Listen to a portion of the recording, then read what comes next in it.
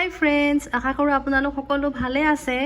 আজি আপোনালোকৰ বাবে মই লৈ আহিছোঁ চিকেনৰ এটা ৰেচিপি। একদম সহজ ৰেচিপি হয়, যিটো আপোনালোকে অতি কম সময়তে বেছি ইনগ্ৰিডিয়েণ্ট নোহোৱাকৈ আপোনালোকে বনাব পাৰিব।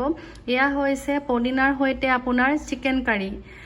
এয়া আপোনাৰ খাবলৈও বহুত বেছি টেষ্টি হয়। আপোনালোকে গৰম ভাত ৰুটিৰ লগত খাব পাৰে।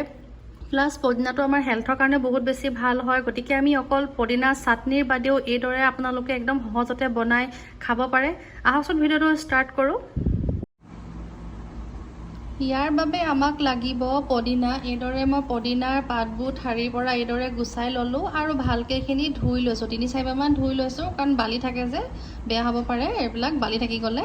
তাৰপিছত মই এয়া লৈছোঁ এটা ডাঙৰ চাইজৰ আপোনাৰ পিঁয়াজ আৰু এটা আলু আৰু ইয়াৰ আদা নহৰু লৈছোঁ। এতিয়া আদা নহৰুখিনি এতিয়া আমি এতিয়া পিচিম, তো এইখিনি মই আপোনালোকক এতিয়া পৰৱৰ্তী ভিডিঅ'ত মই কৈ যাম।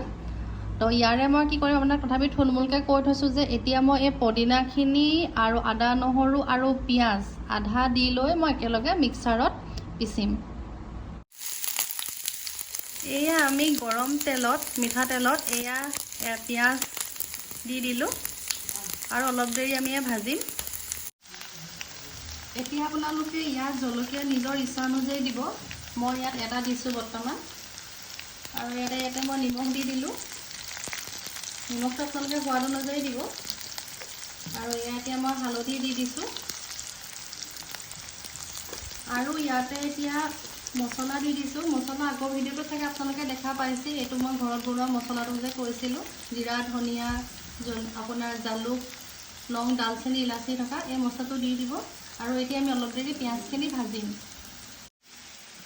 এতিয়া আমি ইয়াতে আপোনাৰ চিকেনৰ টুকুৰাকেইটা আমি দি দিম। আপোনালোকে যিমানখিনি ইচ্ছা যায় দিব পাৰে।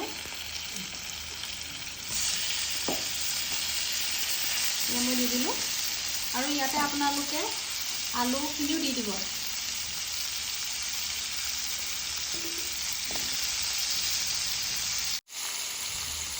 এতিয়া আমি এইদৰে অলপ দেৰি ভাজিলোঁ, 1-2 মিনিটমান। এতিয়া আপোনালোকে ইয়াতে ঢাকন দি দিব আৰু কম জুইত মাংস আৰু আলুখিনি সিজিবলৈ দিব। আমি এতিয়া মাংস আৰু আলুখিনি আপোনাৰ ঢাকন দি প্ৰায় 10 মিনিটমান আমি সিজালোঁ, প্ৰায় সিজি গৈছে। এতিয়া আমি ইয়াতে মিক্সাৰত মাৰি থোৱা আপোনাৰ আদা নহৰু পিঁয়াজ আৰু পদিনা দিয়া যিটো পেষ্টটো আমি ইয়াতে দি দিম।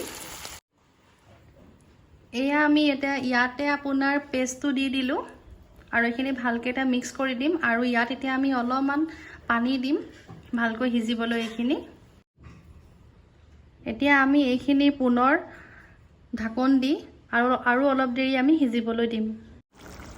এয়া আমাৰ পদিনা দি বনোৱা চিকেন কাৰী ৰেডি হৈ গৈছে।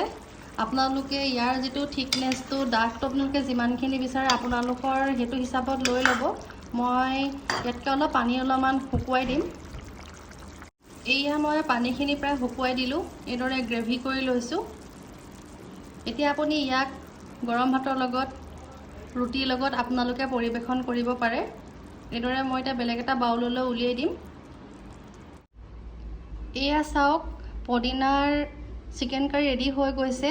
এয়া খাবলৈও বহুত টেষ্টি হয়, বনাবলৈও সহজ হয়, আৰু পদিনাটো আমাৰ হেল্থৰ কাৰণে বহুত বেছি উপকাৰী হয়। গতিকে আপোনালোকে এইদৰে বনাই ঘৰত খাব পাৰে, আপোনালোকৰ পৰিয়ালৰ সদস্যসকলক খুৱাব পাৰে। আৰু আপোনালোকে খাই কেনেকুৱা পালে প্লিজ মোক কমেণ্টত জনাব। আৰু যদি আপোনালোকৰ ভিডিঅ'টো চাই ভাল লাগিলে বুলি ভাবে, তেতিয়াহ'লে প্লিজ এটা লাইক কৰি দিব। আপোনালোকৰ লাইকে মোৰ আৰু ভিডিঅ' আপোনালোকৰ বাবে লৈ আহিবলৈ এটা অনুপ্ৰেৰণা যোগায়। আৰু যদি চেনেলটো আপোনালোকে প্ৰথমবাৰ আহিছে, প্লিজ আপোনালোকে ছাবস্ক্ৰাইব কৰি দিব। ঠিক আছে, আজিলৈ বাই, চি ইউ এগেইন।